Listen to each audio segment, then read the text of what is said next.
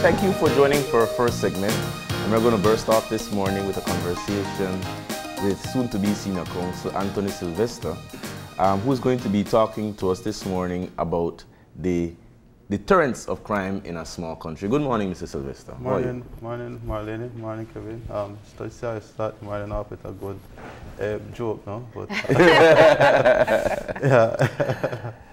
Yes, but thanks for inviting me this morning. Yeah. Well, we appreciate you coming in, and I think it is important for us when we are faced with the situation as we have known with a spike in crime to broaden the conversation. And so today we're exploring some of the things that you've researched in terms of crime and different ways that it's been addressed in other countries, especially small countries. Let me just ask on a personal level where this interest comes from for you. Well, I grew up in the 90s. I became of age in the 90s, and actually if we were to go back and to track, you know, the origins and the upsurge in violent crimes and gang-related crimes, you know, you will see that it started in the 90s. And so as a teenager attending high school, you know, you were faced with the realities.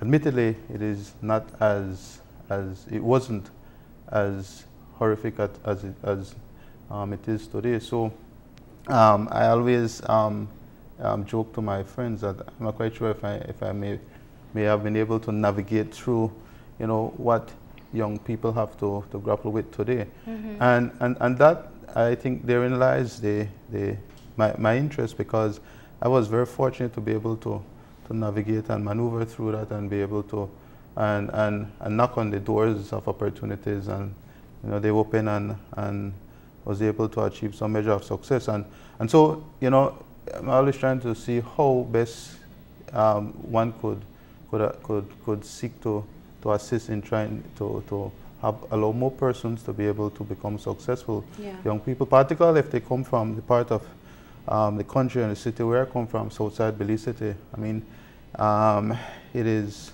an unfortunate feature of our country that many of the victims of crime and victims of crime are not necessarily only the families, but those who as well commit crime, they eventually become victims themselves and their families, whether they are incarcerated, whether they themselves later on are murdered and die violently.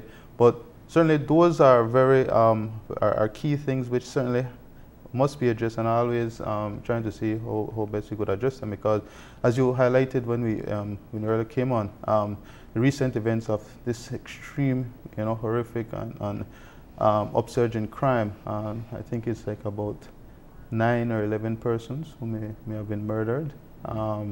We've lost contact, and actually we've become numb by the whole, you know, repeated news of another person being found dead and another person being killed. Yeah, yeah.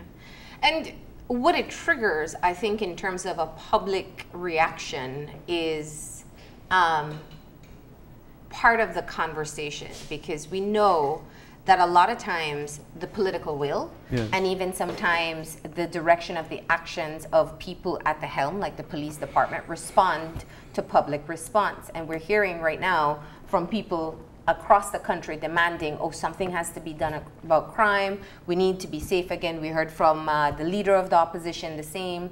I'm very sure it will be a resounding theme for the next few weeks as we continue to try to come to terms with the reality of where our Belize is. So I wanted to dive into the conversation and talk about some of the things that you found in looking at crime deterrence in other parts of the world. Well, just if I may just go back a little, with respect to our country, I was discussing earlier about the 90s could be regarded as the coming in of age with respect to our country and the upsurge of violent crimes. And indeed, our legislatures or leaders, if we go into the archives and look at the laws that were enacted, we find a law in 1992 known as the Crime Control Act. And so it was around that time that there was this realization that as a country, crime was really getting under control, and so there was an attempt, that's over 27 years ago, or almost 27 years ago, to try to address and grapple with the crime situation. What I found very recently, there was a study done by some researchers at University of Duke, and what they did in trying to analyze the correlation between deterrents with respect to crime and individuals. So they looked at, and they did a study in 5 countries, the United States, Colombia, Germany, Portugal, I can't recall the 5th country at this point. But they did a study of university students, and they also did and they as well polled persons at the local supermarket or the coffee shop. And one of the questions that they asked and what they sought to be engaged and look at was what they regarded as persons' possible motivation or demotivation in committing crime. And they had 3 very interesting categories. They looked at what we refer to as legal sanctions, what we refer to as social sanctions, and what we refer to as internal sanctions. So the legal sanction refers to a person doing this very quick analysis. Okay, if I commit this crime, if I commit murder, if I commit robbery, will I be caught? Will I be successfully prosecuted?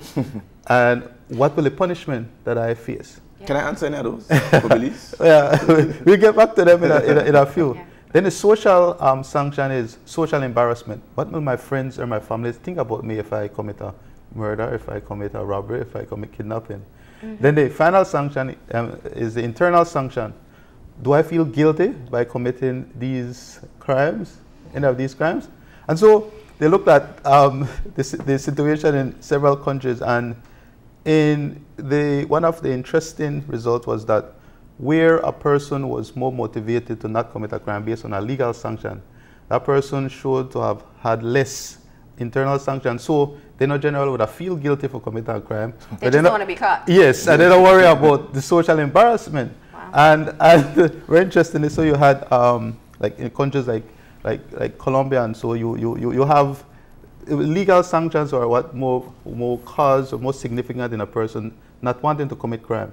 And so if we look at Belize today, I find that we have generally reached a point where persons there's a much sway or significance in terms of internal sanctions.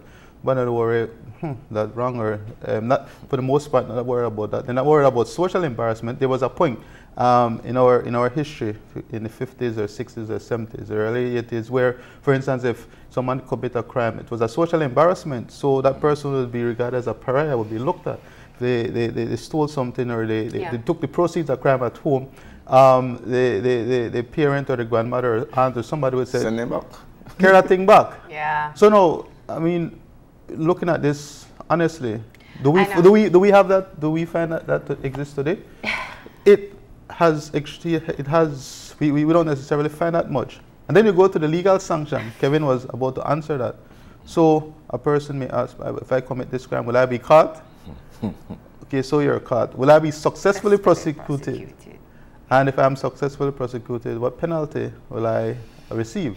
And so those are some serious matters that affect deterrents of crime. And I'm sorry if I know this is okay. Let's start, because that just rattled my mind in a very disconcerting way. But let's start with the easiest one to look at, because I am with 2 lawyers, which is the legal deterrent. And I think when we talk, I'm trying to remember who said it, that they were saying that the 3% conviction rate that is quoted is false. I'm sure somebody from the police department. But nonetheless, we see the stories, we hear the reports, we hear about all the cases that fall apart, we hear about unsolved murders. And clearly, the legal deterrent is one of the challenges in Belize. I want to ask, from your perspective, just we know clearly from what your research, from the research that you read, said that is one of the things that people look at. In other words, am I going to face consequences if I do something bad? Yes. And in Belize, that's questionable. Would you agree? That is so. All right. Now let's look at some of the reasons why.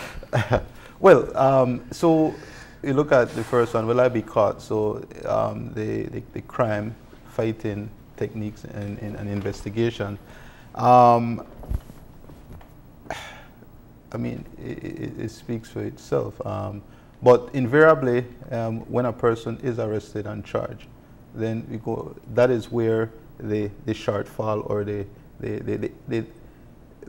problems with respect to the crime investigation that rears its ugly head, because as Kevin will tell you, so in a court of law, so most people believe that a defense lawyer, what he or she does is he gets off or she gets off persons. But no, what a defense lawyer does is that within the context of the criminal justice system, she merely ensures that the defendant has a fair trial. Now, a fair trial would include, for instance, that, well, the evidence that they have against that person, was that obtained fairly? Did they torture, did they oppress that person to, or induce that person to obtain that evidence? And so, therein may lie, we go to the second issue. Will they be a successful, will I be successfully convicted?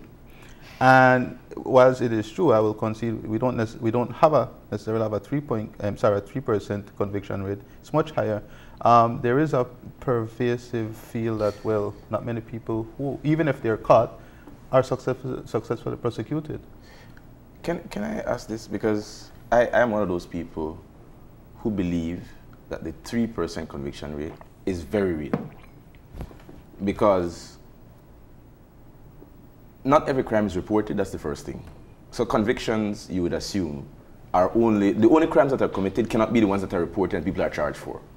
So when you're talking about conviction rate, the number of people who actually are victims of crime who don't report it or nobody's arrested is a large number. So when you look at the persons who commit crime and the persons who actually serve a penalty for the crime, it is far less than 3%. Take, for example, rapes, sexual offenses. You are a prosecutor. The number of people who even report compared to the number of people who are arrested. So it's very real. And the second reason is that perception is reality. Mm-hmm. And so if the public believes, because I think that your research was dealing with the way people view it, not that they had scientific or empirical evidence, it's the way they felt, yes, and what it triggered. So that is a very real thing. But to me, my question was in terms of, I wanted to deal with the first aspect of it and where we are as a country and how do we deal with it. The first one was whether or not I will be arrested, I think is the first. Yes, will I be caught, will I be arrested? Yes. In terms of the mechanisms that the police have, we've seen a shift where persons can be charged now, absence of a jury no longer necessary. The absence of witnesses, I mean, you can now do it almost by remote. How do you see the raft of legislation that deal with charging persons? Well, you see, it's very interesting. There has been over the years certainly from a state perspective, it regarded as progressive legislation in terms of trying to have a balance, because there was this view that our criminal justice system, and I believe many may still feel that way, that it's more tilted towards the accused, the defendant, the person who is charged. And so there was this attempt to try to have a balance. And so there was this view that many persons may have been unjustifiably acquitted, found not guilty because although there were no empirical or scientific studies, but there's this view that, well, there were perhaps jury tampering and jury being intimidated and influenced and all those sorts of things, which goes back to one of the criteria, one of the that the research focus on in terms of deterrence of crime, the internal sanction. So remember, what internal sanctions focus on is a person's morals. And so if it is that a witness or a jury may have a deficiency, in a moral deficiency, then that affects the whole criminal justice system, because as Kevin will tell you, one of the things that is a must when you attend court is that you swear on the Bible. Mm-hmm. But if you are morally deficient, what is the significance of that? But yet our system has a very, very, very fundamental or significant reliance on that. There is this belief that a person, honestly, will be telling the truth, will not perjure him or herself. But then if they're, and so that factor, that internal sanction factor, it was said, but it is very real and it's very important. So I say all of that to say that clearly then, in terms of addressing deterrence of crime, clearly cannot just be from a perspective of, say, the police and the prosecution and perhaps rehabilitation, but then it has to look at even before. And that therein lies our very, very serious problem. But let me challenge that, because it's been how many years now that we've allowed for the trial with no jury, yes, and the shifts that we've made in the judicial system. But you still have a few years now. Have we seen any difference in the conviction rate, or? But remember, you still have witnesses who go into court and who are expected that they will swear on the Bible and tell the truth, or show up. Or show up. But if, as I said, if there is, however, this moral deficiency, then in a sense we are operating a system that needs to be retooled. You see, or the persons, or we as individuals operating in society, we need to rethink how we could get back to having persons, you know, have regard to the fact that, you know, have empathy, have some sense of feeling of guilt, you know, when they do wrongdoing. You know, I think we continuously hear from the police department that crime is a community problem, and they're right. But it doesn't take away from the responsibility that the police department does have. So yes, we need people to show up and be honest, and to use, I guess we could say, a proper moral compass, and take seriously the oath that they make in court and be honest, or show up to report a crime or to be a witness in a crime. But then also the intelligence gathering is so important, because the witness is only one element. But if you don't have the evidence, then a lot of times this is where we see, and I know because I report it in the news all the time, and it seems to be so common that the evidence seems to be lacking in some way. Now, I can think of 2 people off the top of my head that I know who've had direct family members killed. One, never heard back from the police after the day of the incident. The second, someone was charged, and then the case fell apart because the security image, the image that they had was too grainy and they couldn't follow through. So these are clear examples of where there is a lack of follow-up or proper procedure to even get to the second element of the legal deterrent, which is successfully prosecuted. Well, not to seem as though I'm defending the police, but the reality is that they are overwhelmed. I mean, when you look at this past week and the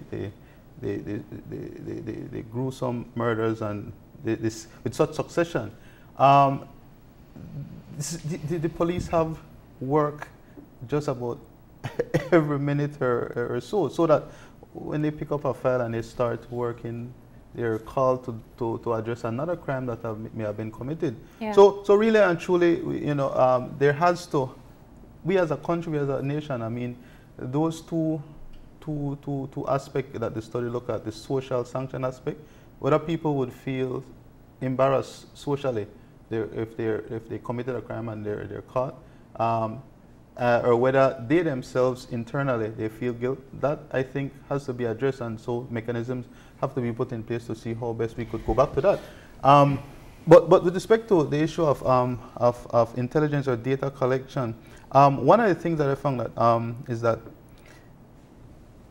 there is generally accepted across the world that one needs to track, a state needs to track what the recidivism, repeat offenders. Yes. But here's the thing, we accept repeat offenders are generally regarded as persons who have been convicted, and yes, they are convicted again for the similar character crime. But we have a very low conviction rate. So strictly speaking, and our recidivism rate isn't so bad. Exactly. And this is the challenge I had with the CEO of the prison, because they don't take into account the amount of people going in on remand over and over and over in a cycle. So what really should be done, I believe, at this point in time, Kevin, and perhaps the human rights people may have issues with it, is that if you were actually to track persons who are repeatedly charged. They're not convicted, you know.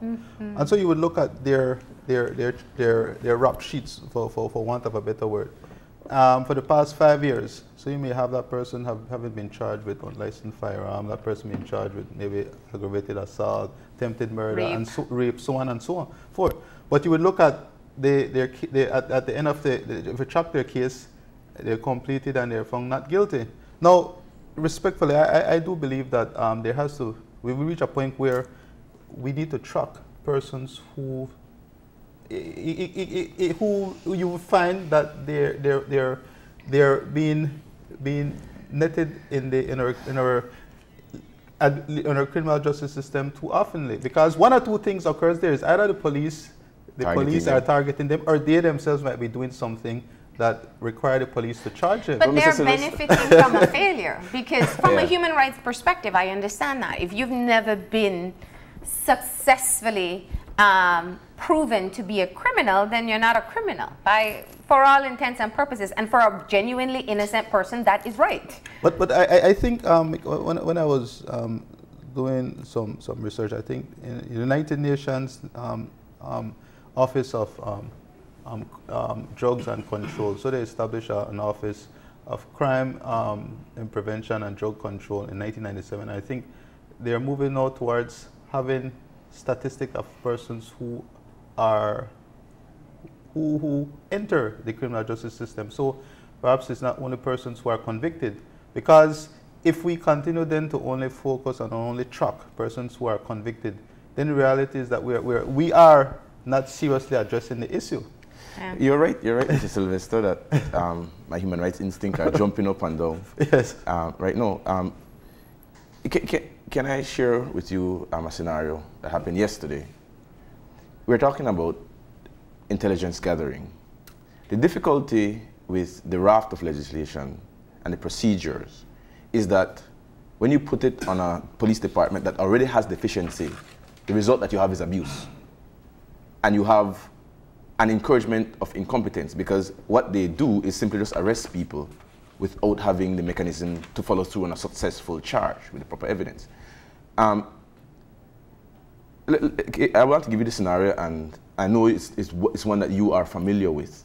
So I went to the police station to deal with a minor who was at his grandmother's house babysitting his 6-year-old sister. And the police went to this house and swept up everybody. And so I was at the station with the mother, which I don't normally do anymore. And I was having a very candid conversation with the mother. And she was saying, Mr. Arthurs, you know, this right here is going to increase the crime in the city. And I said, well, how? And she said, I have two issues. First of all, my son now becomes a target because he's simply in the cell with a group of other people.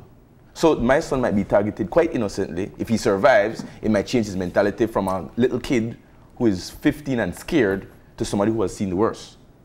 And secondly, he says the police are nabbing every single fisherman. Every single fisherman. So what is happening is that the fishermen leave traps in the sea. And so people who are non-fishermen know that the fishermen are detained. They go and fill the traps, and thousands of dollars of lobster is taken. And so the fisherman, when he comes out from his 48, is peeved. And when he approaches the person who has taken it, there's violence, and then there's spin-off. So my thing is that there is a practice. I don't know if you are aware of it. I am aware of it, and I'm certainly... Where the victim is picked up, or the family of the victim is picked up, and those persons are detained for 48 hours. They haven't committed any crime. They kill your brother, but they come for you. So when you look at the first part of it, how do you think these measures affect the issue of crime in Belize? Well, certainly, as you highlighted, it does or would have a potential for further violence. But try to look at the glass half full as opposed to... That seems to be your personality. But yes, I mean, because but the research that you're showing, I think the reason why it's just there's so much just by outlining 3 clear deterrents, which I mean, it's so common sense when you think about it. Yes. You know, will you be judged by society? Will you face consequences? And will you feel like you're doing something wrong and that will stop you? And I think I really want to get to the internal part, because for me, I think that's where we struggle quite a bit. You know, there is, I don't want to call it moral degradation, but very often we fail to see that we are all growing up in a society where we see a lot of injustices, whether it's being held for 48 hours, whether it's white-collar criminals getting away, but a stick of weed at one point in time would get you severe charges. And the injustices oftentimes lead you into a situation where it feels like your moral compass will be off, because how can you, Mr. Lawyer, get away with all the things that you are doing, and I am scrutinized because of how I look or because of where I live? And so to be able to keep a clear judgment of right and wrong when you see a lot of wrong happening and no consequences, that's a tough sell. No, it is. Actually, the study, what it did, it focused not so much on violent crimes, but crimes of dishonesty.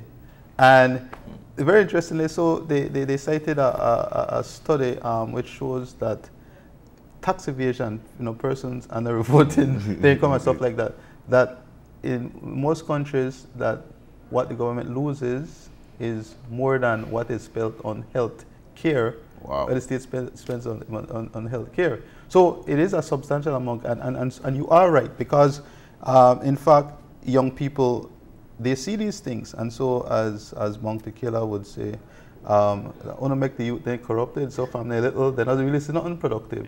You see,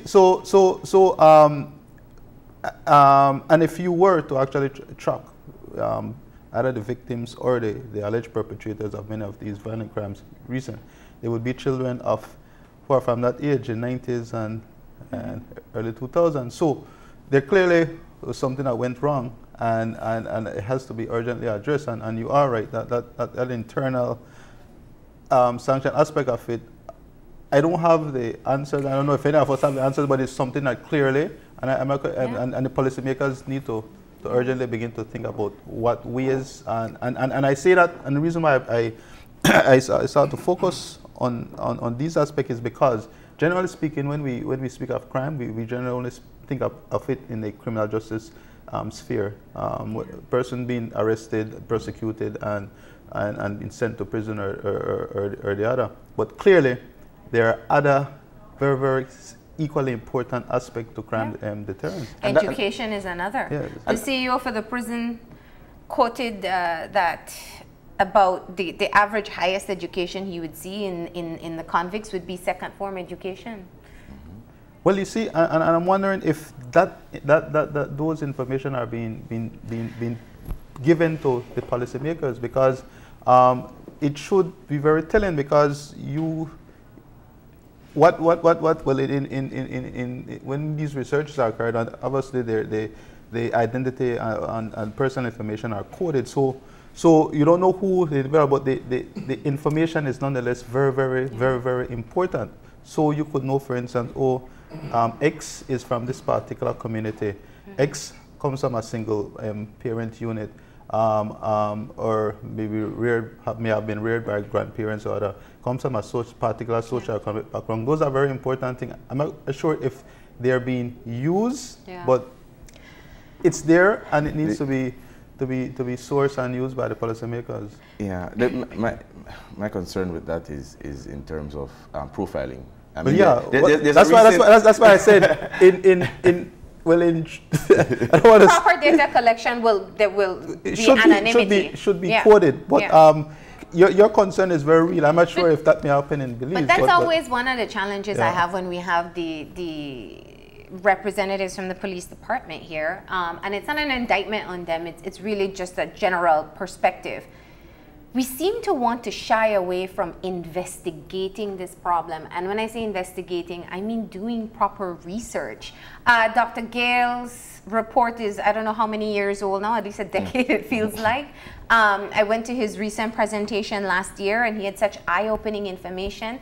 And I didn't see any high-ranking police official there. I didn't see representatives from the Ministry of National Security. I think that these are issues when somebody comes and presents data, and it was so telling, because when he put this scenario of Belize versus Jamaica and talking about how some of the strategies that have been used, the operation every animal in you can think of, was tried in Jamaica and is being tried in Belize as well, and how you start to see the disbursement of crime in other areas because you crack down on one and they spill out into others. They happened there first, and then we see it happening here. So I've always found that that's part of the challenge that we have, that we don't want to understand clearly the issue that we're facing, what's distinct. And I say that because while your research that you're quoting, that you looked into, looked at countries like Germany and Colombia, we'll have our own cultural nuances. Exactly. Well, actually what the research also did, they broke the countries down into with having certain different cultural and patterns. So for instance, I think China was another country, so that had a different value system from, say, social especially. Yeah, you know, and so those are, but it is nonetheless important because, as you rightly say, when we look at our own cultural dynamics, then we then try to import some of the strategies. It may not necessarily be able to be applied wholesale, but nonetheless there is very persuasive and strategies that can be applied to a Belizean context. One of the things that is looked at is what is referred to as youth-focused crime prevention. It is a real problem that too many of our young people are being caught in the criminal web, and there clearly has to be a focus on firstly trying to appreciate why this is so, at such a rapid and successive frequency, and as well because it is not for lack of effort, because there are many youth geared programs across the country. And so the question may be nonetheless, so why is it that we still have perhaps too many young people, you know, and we see them, when we watch the news, we see it.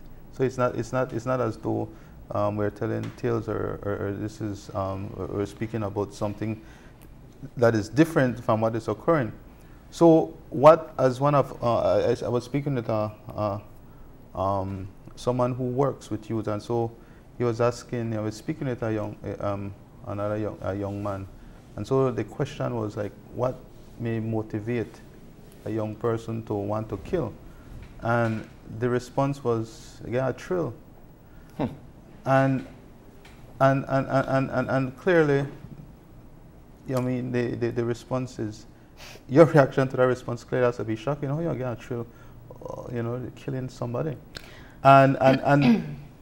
And so perhaps maybe when we look at it in the context of, say, mental health as well, it's my firm belief that there are perhaps many of us are grappling with mental health issues, and I think for many of us, we regard mental health as old persons who may be on the street who's reached the end, so it's clearly manifested. But mental health starts, you know, from us being able to not cope with ordinary stresses, and so we may resort to well, we have mental health throughout our lives, but we can have challenges throughout. And I think more and more research shows that the implications or the implications of being exposed to trauma can severely affect your mental health. And living in an area where you hear gunshots all night or every night or at random, or losing family members, that is trauma. And no consequence to losing that the person, you see that person perhaps walking. But that's where I was wondering about the social deterrent, just this one last time, Kevin, because we also know that we have a gang culture, and we also know that there seems to be, and we can only speak anecdotally because that's all we have, there seems to be a pattern of recruiting younger children to become perpetrators, And then they gain experience, they gain, I guess, stripes within the organized group that they're a part of, the gang that they're a part of. Even in wider society. Yeah, and so socially, it's not so much a deterrent. Because that is the point. There is no social embarrassment. There was a point in the 50s, 60s, or 70s. If you committed a crime, society used to shun you. But now, in many respects, you're embraced. You're embraced by your community, by your friends and your peers. So that aspect of our social orientation has shifted to our detriment. You get a headline in the news more than the top PSC or CXC. You know, as you're saying that, it reminds me of, I mean, it has happened before where criminals and outlaws were, in fact, socially looked up to. You had Bonnie and Clyde. I mean, if you look at that story, these are notorious persons who were embraced by society. But I wanted to go back a little because something that you said has been echoing in my head, which is not looking at necessarily the low-lying fruit as to the causes and how to deal with those, but looking at how it spreads. You're talking about tax evasion and looking at these other areas. And where that took my mind to was the issue of how it affects the institutional weaknesses of our country. And I don't want to look at the obvious ones like the family or the church. I wanted to look at the court system. And I want to go to something a bit controversial, if you'd allow me. I don't know if you'll agree with this, Mr. Sylvestre, but when you have crime happening like this and a magistrate sits in front of the court system and you have somebody who repeatedly comes in front of them, who they believe is somebody notorious, and the police or the investigation is faulty, there is a tendency to want to fix the system despite the absence of evidence. And so after a while, you have a situation where there's an equation between a good judge and a judge who sends people to jail. And in a democratic system, that is probably the worst thing that can possibly happen.